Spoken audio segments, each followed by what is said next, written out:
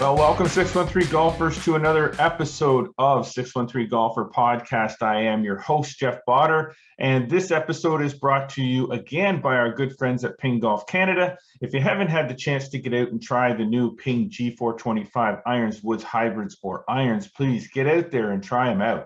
Now that you can get into retail, you should be able to test them out in the nets at the retail outlets or on the driving ranges at those places that sell Ping golf clubs and do fittings. They're great clubs. You really should get out there. And if you can't, go to ca.ping.com and you can check it all out there as well. So, okay, I have to apologize.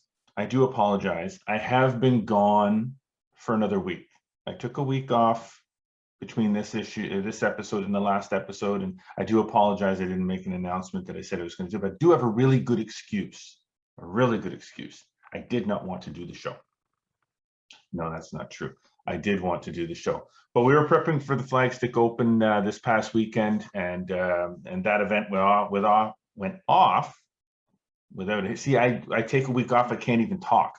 Went off without a hitch of any significance, but we'll get into that later. We have a full wrap-up of the Flagstick Open, including some interviews that were done with each of the winners. For those watching on YouTube, you'll see those interviews. For those not, you'll hear those interviews. But it has been a busy week of golf. We kind of set the tone for that after the last episode. We said we were kind of getting into the golf tournament season, and we were going to be running ourselves ragged covering golf tournaments and being at events, and that's exactly what's happened. Now, the race to the One Capital Cup has begun, people. The race to the One Capital Cup has begun on the Play Junior Golf Tour. As I said before, we're happy to be a media partner with Play Junior Golf Tour and Chris Belkamp, but they got their first event after a number of delays and cancellations because of all the shutdowns. They had their first event at the Upper Canada Golf Course down near Morrisburg, and they finally got it in. A little bit of weather, but they got it in, and I have the results. Now, you can find the results on the Play Junior Golf Tour website at pjgttour.com.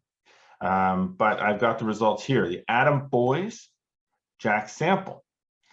Bantam boys, Carter O'Brien. Bantam girls, Xinyao Zhang.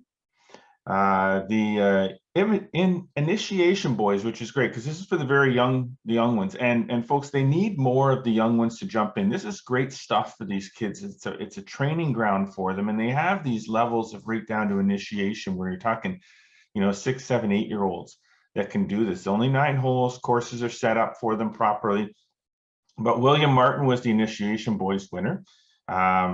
The junior boys was Hudson Turcotte, juvenile boys Brady Hall, juvenile girls Isabella Ferguson, novice boys Owen Kopp, Pee-wee boys Landon Van Loon, Pee-wee girls Amelia McFarland. Now, next up on the Play Junior Golf Tour is July 5th at Smith Falls. So that'll be the next event, and I think they still have some openings there. So jump on that, please do. Great spot for the kids to develop their competitive golf juices, if you will, because competition golf and casual golf, not the same thing. I guarantee if you've never played a competition, you'll find out the first time you do just what the difference is. But once you do a number of competitions, you'll find out how the adrenaline starts flowing. You get really pumped up and excited about these competitive golf tournaments. So on the flagstick.com players PGA Ottawa Tour, the second event, the Summer Open, sponsored by Cobra Puma Golf for the second time. Thank you to those to Cobra Puma Golf for stepping up and sponsoring these events. It's a really great thing for the local PGA. We have a repeat winner, or a back-to-back winner. Chris Barber of the Landings Golf Club down in Kingston has won his second consecutive event on the flagstick.com Ottawa PGA Tour. This one held at the Camelot Golf Club. Really nice track, really difficult track. And Chris was the only one subpar on the round, 71. Great shooting. And what's the consistent factor here for Chris? Chris, I know you're listening. What's the consistent factor? Number one, you're playing more. You're getting into the competition. Number two, your daughter Madison is on caddying for you 2 times in a row. That's 2 wins. You're not going to let her go back to school. you're not going to let her leave again because you keep winning with her caddying for you. There's got to be something there. I'm just saying. Congratulations, Chris. That's awesome. Daryl Buchanan, it doesn't play a lot of golf anymore. I've known Daryl for a long time. Daryl Buchanan won the senior division with a round of 74. That's a solid round of golf too. Daryl's a really good player. Just doesn't play as much competition as he used to. The business of running golf courses, I guess, does take its toll, but hasn't taken its toll on his ability to score. 74, Daryl. Fantastic. All right, moving right along. Following the Flagstick Open, which again we'll talk about, but following the Flagstick Open, some of the players went right from that over to the Ottawa Hunt and tipped it up at the Ottawa Hunt on Monday, Tuesday, 28th, 29th, for the Alexander of Tunis. Alexander of Tunis is a very long-standing golf tournament within the National Capital Region. It's been going on forever. Started with the 3 golf courses, the Hunt, the Royal, Rivermead, and it's a prestigious event, a very prestigious event, and guys want to win it. I guarantee that.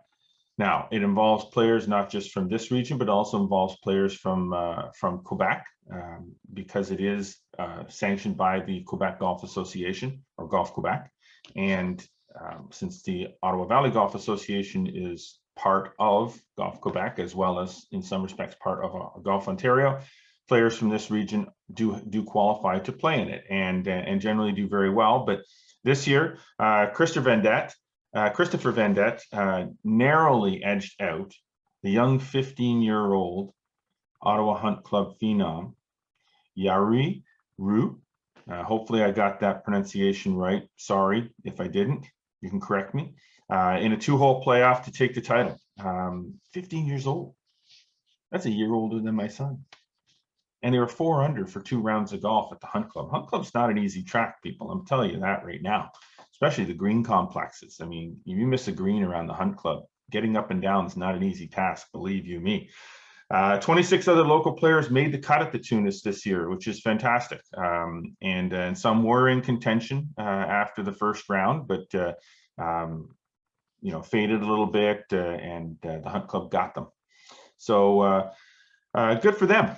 Congratulations to all the players that participated. Our own Joe McLean was out there pretty much the whole day. Got some good pictures of some of the players, particularly local players. But you can check out a little bit more detail. There's a little more to the story that Joe wrote in his wrap up. You can check that out at flagstick.com, and you can read a little bit more of the details that I will not go into. Now, you might remember way back that we announced that the OVGA was Ottawa Valley Golf Association was creating a Ottawa Valley Golf Association Hall of Fame, and they were going to be making announcements this summer with respect to those who have been inducted into the player categories and the builder categories. Well, those announcements have been made, and I'll give you a list of those people that have been inducted into the inaugural Ottawa Valley Golf Association Golf Hall of Fame. Diane Doolin, Alexa Sterling Fraser, Robert Fougere, Eric Kaufmanis, who you might remember we did a profile on in one of our latest digital editions, Carl Keffer, longtime golf professional at the Royal Ottawa, Margaret Masters, Allison Murdoch, Greg Olson, Helen Paget-Holmes, and Brian Vance. That's in the players category. In the builder category, the Ottawa Hunt Club, Royal Ottawa, and Rivermead were all inducted in the builders category, primarily because of their contributions to creating and building the Ottawa Valley, or the Ottawa District Golf Association, the Ottawa Valley Golf Association. They were the ones that stepped up and hosted a number of the events that were held within the district back in the original days. So they were inducted in the builder category. And Swati Witherspoon, some of you may not even know who that is. And to find out who that is, and to find out more of the detail about those people who have been inducted And let me say congratulations on behalf of myself and everybody here at Flagstick. Congratulations to those that were inducted into the inaugural Ottawa Valley Golf Association Hall of Fame. Well deserved. Glad this finally happened. Glad the Ottawa Valley Golf Association decided to go ahead with this.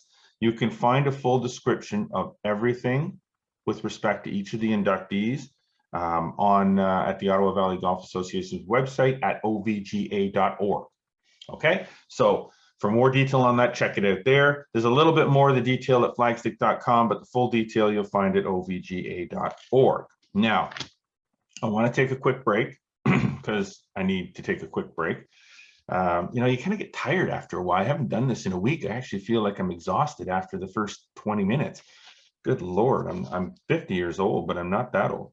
We're going to take a quick break. When we come back, I'm going to have a full wrap-up of the past weekend's Flagstick Open, including the interviews that Scott MacLeod, our very own here, Scott MacLeod, did with each of the division winners and our overall champion. So stay there. Don't go away. We will be right back.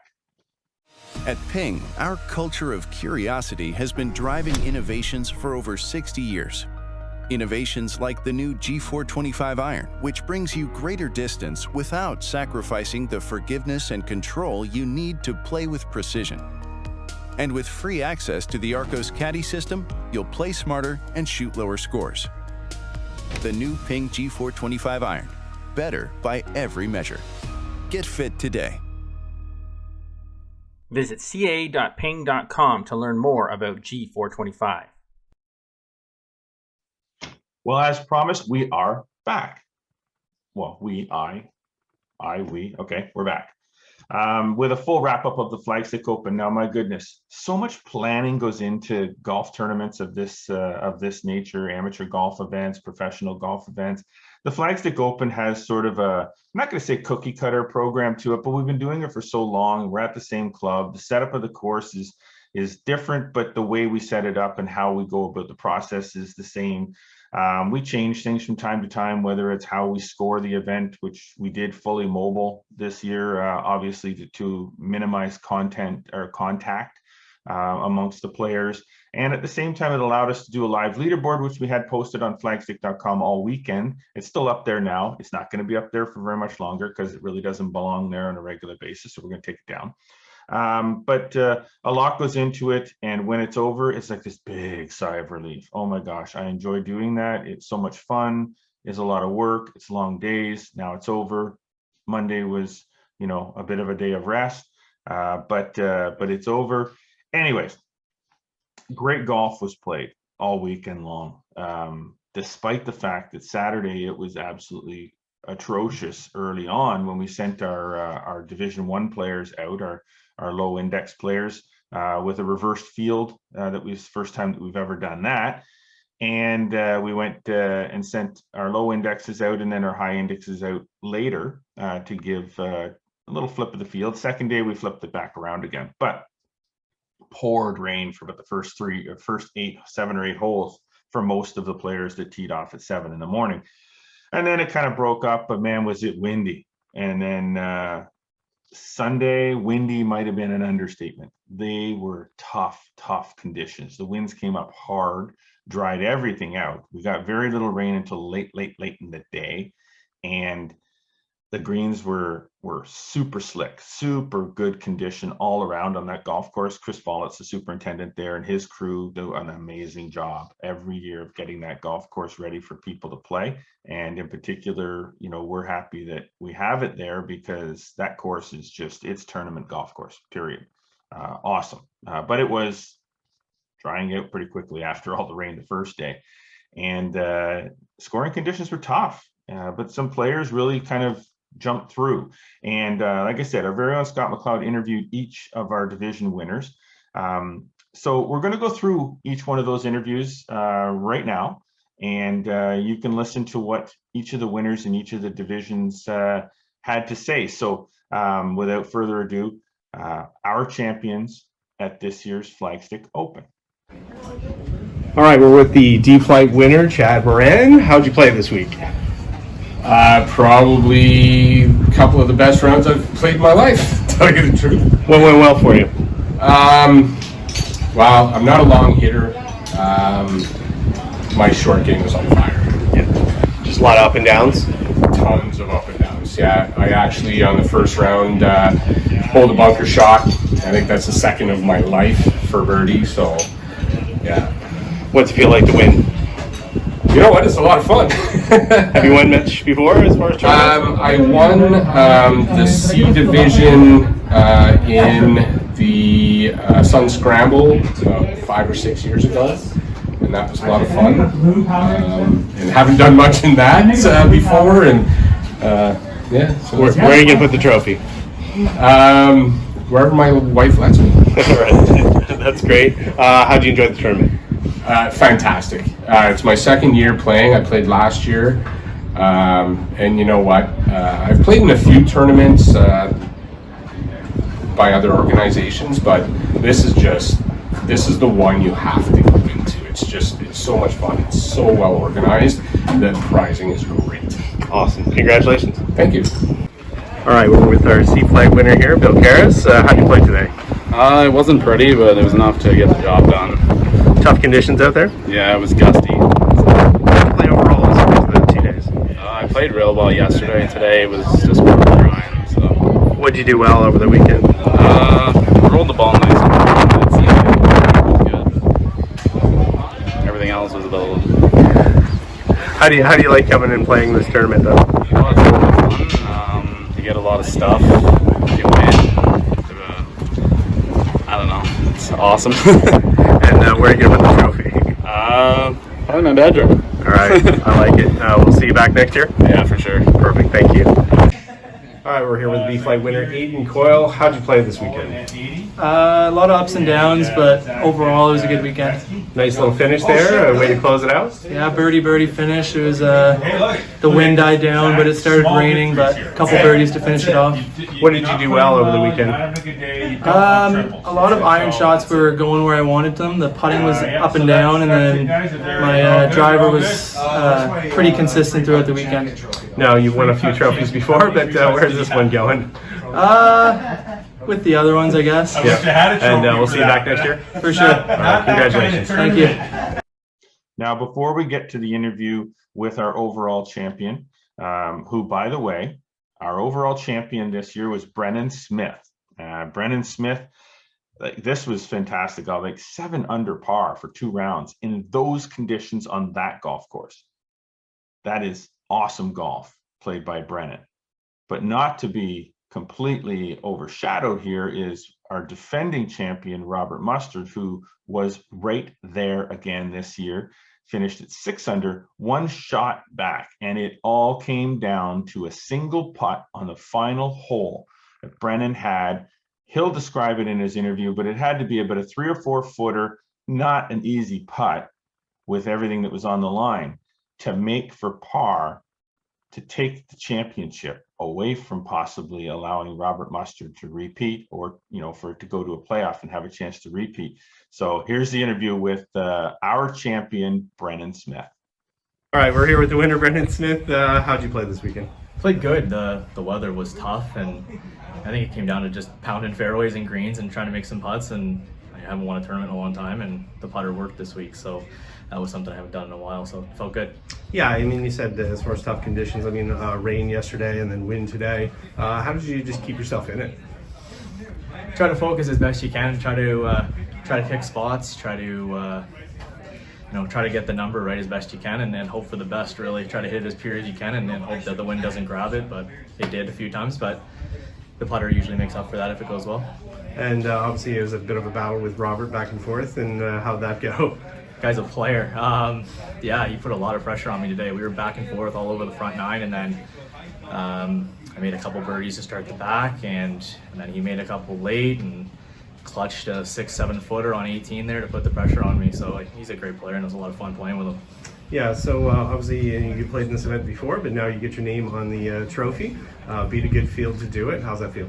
Feels great. Yeah, you look at the names on that trophy; they're all exceptional players. So to be a part of that's awesome, and looking forward to defending next year.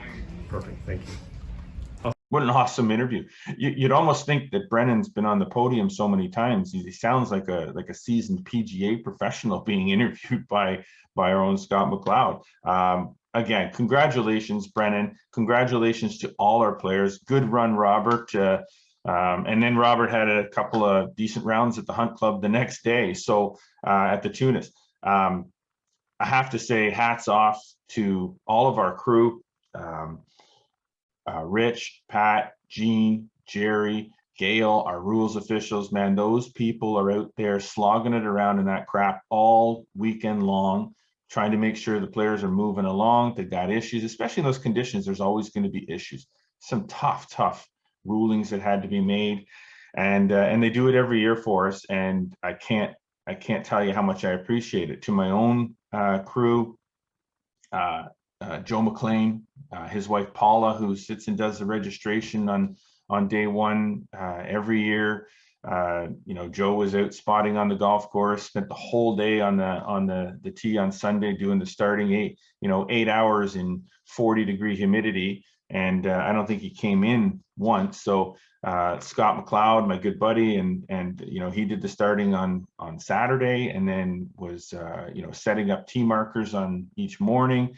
My son Brandon, who helped out throughout the weekend, even got out there at 5:30 in the morning on Saturday to help with setting up tee markers and running around doing some things. The crew at Equinel, like I said before, Chris and his team on the greens crew just got the course in amazing shape, and it held up well over the weekend. I appreciate that. Rick Milks, the general manager, Scott McEnroy, the pro, all the pro staff out there. The meal was awesome. Ribs, love it.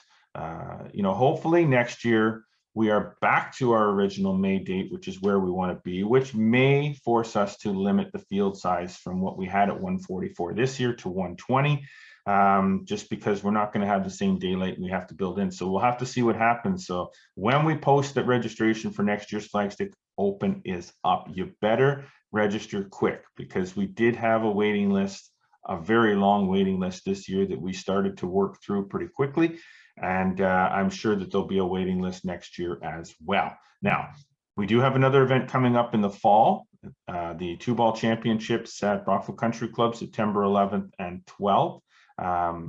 Details of the tournament are online at flagstick.com. Registration is not open yet. It will be. I just have to finish getting the details of how we're going to handle the team registration and doing the scoring and stuff set before we do that. But that event's going to be happening in the fall. So I'm going to take another quick break. There's a lot going through here. But when we come back from that break, two younger guys, Keenan Reynolds and William Brown, have come up with this really great initiative, golf initiative for a community golf initiative for more or less underprivileged kids that don't necessarily have the means or ability to get equipment and get out on the golf course and learn the game. When we come back, we're going to talk to Keenan and William about that new initiative in that program. So stay with us. We'll be right back. At Ping, we're an engineering company. Success is measured in the lab and on your scorecard. We focus on results, your results. In the G425 Max driver, that means more time in the fairway, less time in the rough. It means longer drives, shorter approach shots, and fewer putts. The new G425 drivers, taking MOI to the max. Get fit today. Visit ca.ping.com to learn more about G425. All right, we're back, and as promised, I'm here with William and with Keenan. And as I mentioned before the break, they've launched an initiative called the Front Nine Project, and we're going to get into talking a little bit about what this project is all about. So first of all, welcome guys to 613 Golfer podcast. It's good to have you with me. Thanks, Jeff. It's happy to be here. Awesome. Now, Thank you, Jeff. Appreciate it. Not a problem. Now, this is a great initiative. Now, we've had conversations before today about it, and and I've told you, what I thought of the project and how much I like what you guys are doing. So let's get into that, because I want people to know what it is that you're doing, what this project is. So let's start, whichever one of you wants to jump in and take the ball. How did this concept, this idea all come about? For sure. So William and I have known each other for about 8 years now. We met playing against each other in the local Ottawa minor hockey loop, and we were both a couple of the better players in the league, and obviously we were drawn together, and we became really good friends over the years, and we've always wanted to do something professional together. And with COVID making golf one of the only recreational activities that people could actually do in a safe manner last summer, there was a huge influx of new golfers into the sport. And William and I actually wanted to create a business that might capitalize on that influx to try to make some money, because we understood that it would be a lucrative summer for the sport. But then we realized that there was a whole segment of the population that would never be able to have access to that influx into golf, simply because of the socioeconomic status of their families and the area codes in which they grow up in.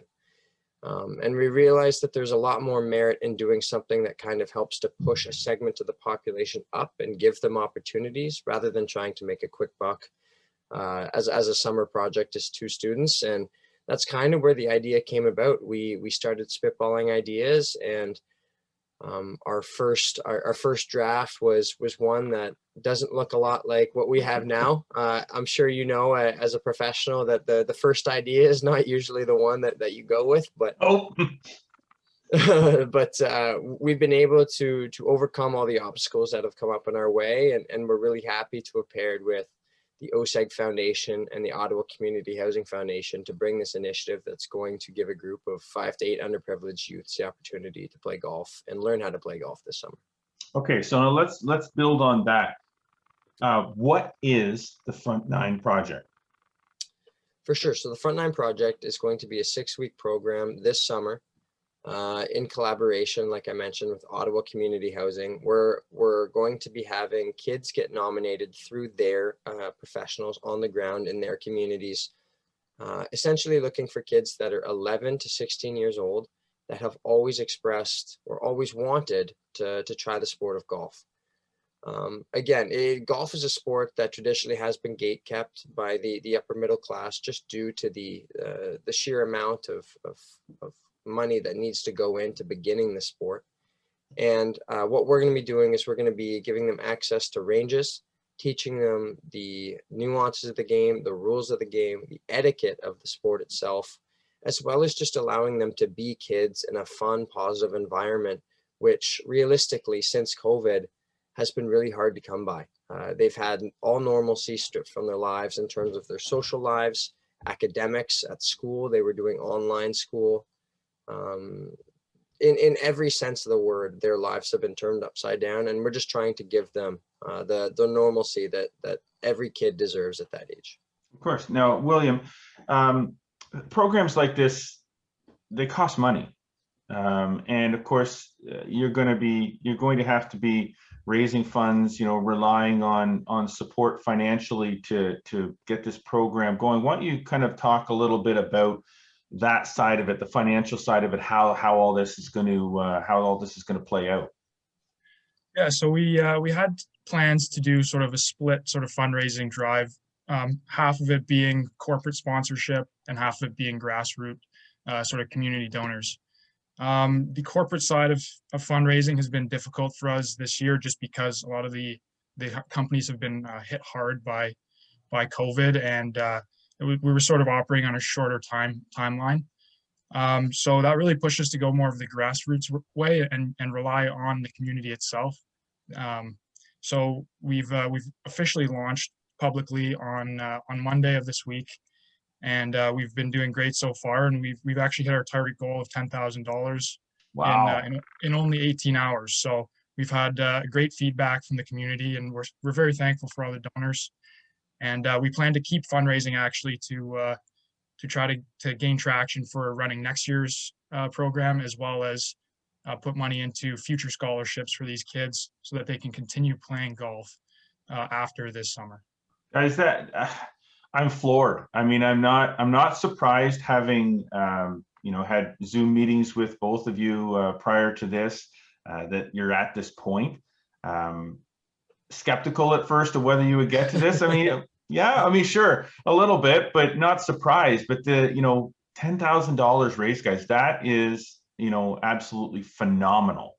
And I have to say that I am like very, very, very impressed, and I'm very glad, because it also shows what you guys are presenting to people, and it shows just how much people want to support an initiative like the Front Nine project. So man, congratulations on getting to this point financially. And I'm got obviously we're early here, so I mean there's still money, still lots of money that can still be raised.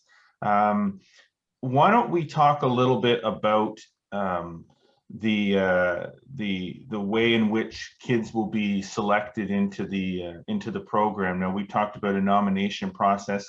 We want people to be able to participate. So how is that going to, if people are listening to this podcast and wondering, man, that's awesome, how can I get involved in this? Like, what can I do to get my kid in, or like, how does that work? Yeah, so because we have partnered with the Ottawa Community Housing Foundation this year, our kids are going to be coming primarily through that foundation. We wanted to really cater it towards kids coming from disadvantaged communities, in which they might be relying on some social support a little bit. So that is, again, the segment of the population where paying $60 for a green fee, renting a set of clubs, balls, tees, and transportation logistics, even getting to the course, it's not going to be feasible for the large majority of people living at those communities. So for this summer, there is no formal registration or nomination process. We're actually, we wanted to take a step back and just focus on the fundraising, and we've actually allowed Ottawa Community Housing to take point on that and to give us the kids. We didn't want to have too much input on the selection process, because there's a lot of discretion that would go into that. And William and I, quite frankly, just aren't, we aren't the type of people that, we don't have the expertise necessarily to be making those decisions, especially with kids that just want to try the game of golf. We're gonna leave that to the professionals, and whoever the kids are, we're gonna run the best possible program we can for them. Oh, that's awesome, guys. Now, what's next? Where do you go from here? What let's get as much information out there about this as we can. So what's coming? What's next? What do we do? Yeah, so there's a couple things down the pipeline. Obviously, having partnered with OSEG Foundation, being the banner company that owns the Red Blacks, the 67s, the Ottawa Fury. We've had initial conversations about potentially having athletes out to speak to the kids at these days. Obviously, we're in collaboration. We've opened dialogues with ranges and courses across Ottawa about potentially being a host course / range for the program. So if anyone listening to this would like to throw their courses or ranges name in the hat, we'd love to open a dialogue about that. And then finally, like Brownie said, we are still fundraising. We met our initial goal, which we were cautiously optimistic that we would reach inevitably, but the support and all of the love that the Ottawa community, the Ottawa golf community, and the Ottawa hockey community has shown us has just been so heartwarming. And like you said, Jeff, it's really touching to see that the Ottawa community wanted to show their support and stand behind an initiative like this, because I think we can all agree that the only real way to grow the game of golf is to allow segments of the population that never would have been able to otherwise to try the game.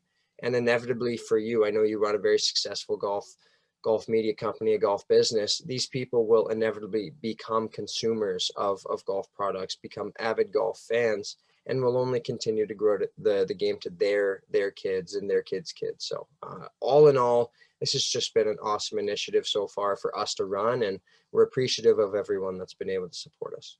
Oh, that's awesome. So now, if people want to financially contribute, William, how do they go about doing that? There's got to be a website. You want to give it to us, and then I'll flash it up on the screen for those watching on YouTube today. I'll flash all that info up on the screen for them, but why don't you give us that info? Yeah, so we do have a web page called, it's through canadahelps.org. They're getting all the donations through them, and they're giving out the charitable tax receipts as well. So I can drop the link in the chat if that would help. Sure, you can or you can email it to me. You can put it in the Sure. chat. You can email it to me afterwards, and or you can just read it off, or unless it's a big, huge, long. Yeah. Okay. Yeah, it is I'll a make long sure. link, so. I'll make sure that I announce it after we get off there. I'll put it up on the screen and announce with that. But it's through CanadaHelps.org. Correct. that- Yeah, and there's also okay. been some articles written through the Ottawa 67s, the Citizen, and the Sun, and they've also attached the link to those articles. So finding it through them and then finding the link there also works.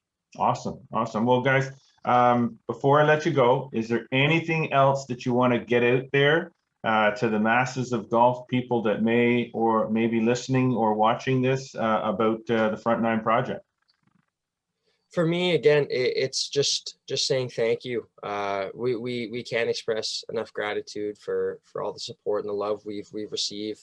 Jeff, you specifically, obviously you're saying, we've chatted before, the advice and insight you gave us on the golf community. Obviously we can't say enough how much it helped. We're a little out of our element, just two university students trying to make a positive difference in our local community here, and having the professionals that we've bounced these ideas off of and gotten the insight and the advice from has really helped shape what the Front Nine project has become, and will only help to improve and shape what it can become in the future, which we hope can become a mainstay in the Ottawa philanthropic sector. William, anything to add? Or Yeah, you know what? I'll just echo that. It's been awesome. Me and Keenan have learned so much through this process, and we've also met so many great people. And the amount of help that we've gotten from the Ottawa community has been overwhelming, and we cannot say thank you enough to everyone. Yeah. Well, that's awesome. Well, for two university students, as you want to you so eloquently put it, let me say thank you to you guys for showing the initiative to come up with an idea like this and to stick with it and to launch it and make it happen. I have no doubt that you're going to make it a bigger success than you can possibly imagine, and I'm really glad to have had the chance to talk to you guys, and I'm very glad to be able to work closer with you guys into the future on this project, as we have talked about doing. So thank you guys so much for coming on the show today, and all the best. Good luck with the program this summer. Thanks, Jeff. Appreciate it. Not a problem, guys. Well, that was thanks again, Keenan and William, for coming on and talking about the Front Nine project. It's a really great initiative, people. There's a lot of projects. There's a lot of similar type things out there, on a much bigger scale than what William and Keenan have launched. But I think they're starting at the grassroots level. They're dealing with it exactly the way they should. They're going to build this thing up, and I think it's awesome because I think that the 613 and in particular the National Capital Region can really benefit from this. The future of the game is our young junior golfers coming up and playing, and it's not just the junior golfers who have parents who are members at clubs or who have parents who play all the time. There's a lot of kids out there that want to play golf, that have an interest in the game, that want to play golf and just don't have either the means or the opportunity to do so.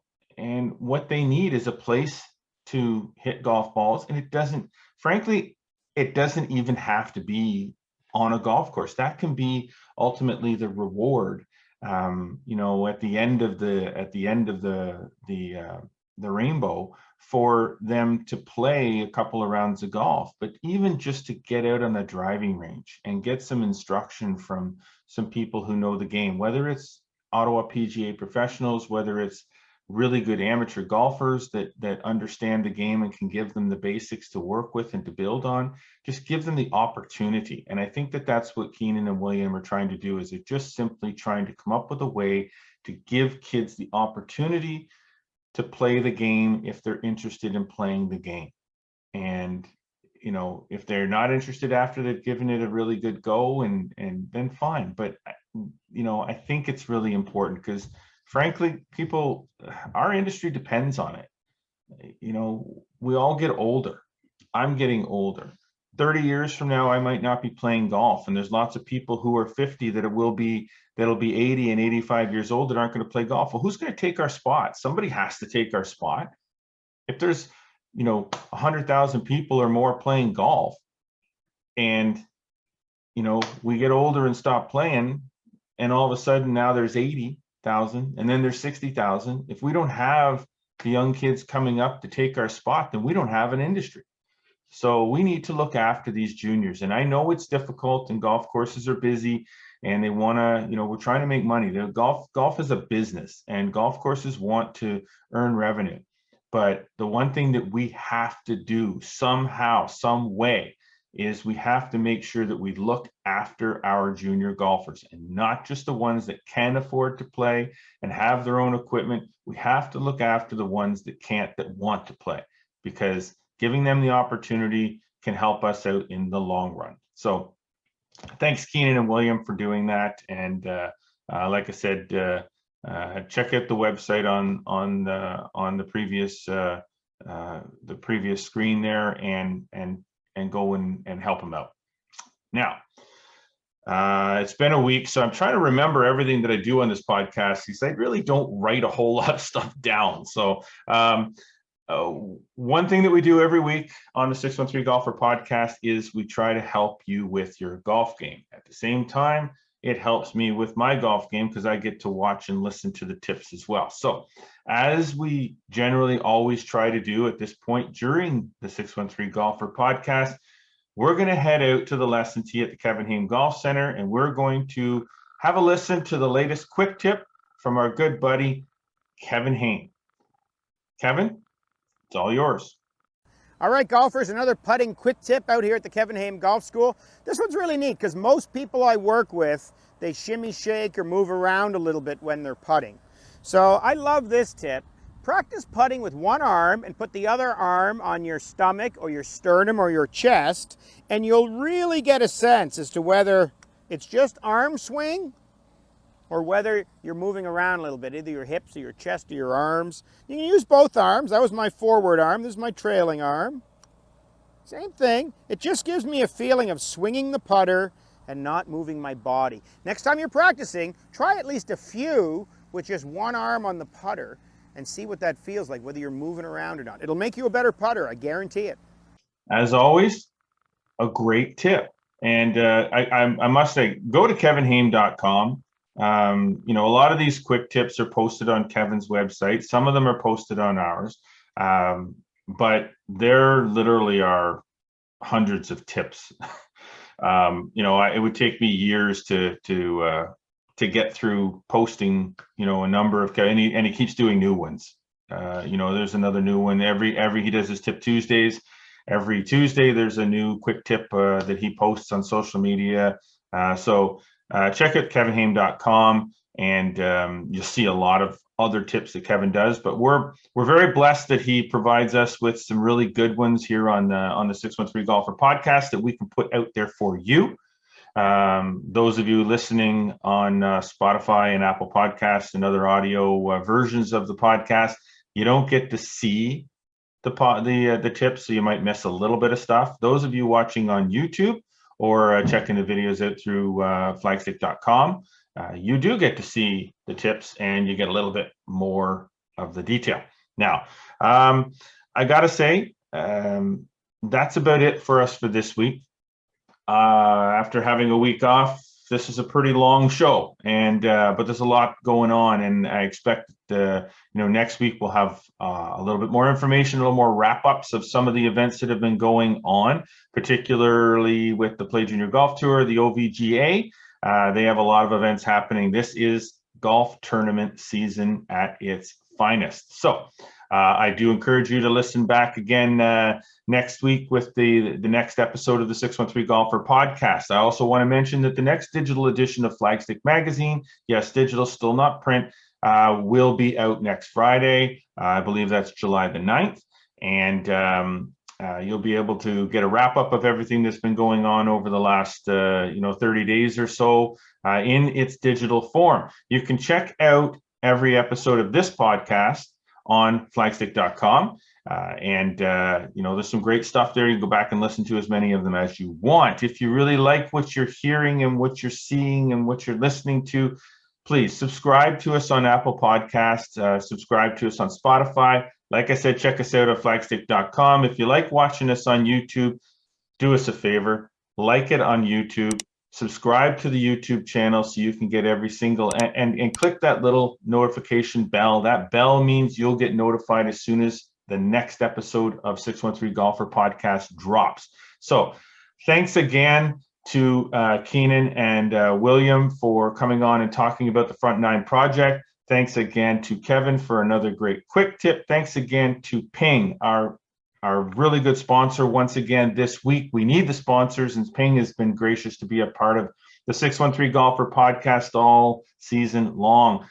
Check out all the line of G425 irons, woods, hybrids, and irons at ca.ping.com. Get out there and try them out. I know you won't be disappointed. I am Jeff Botter. This is the 613 Golfer podcast. And always remember, go for the stick.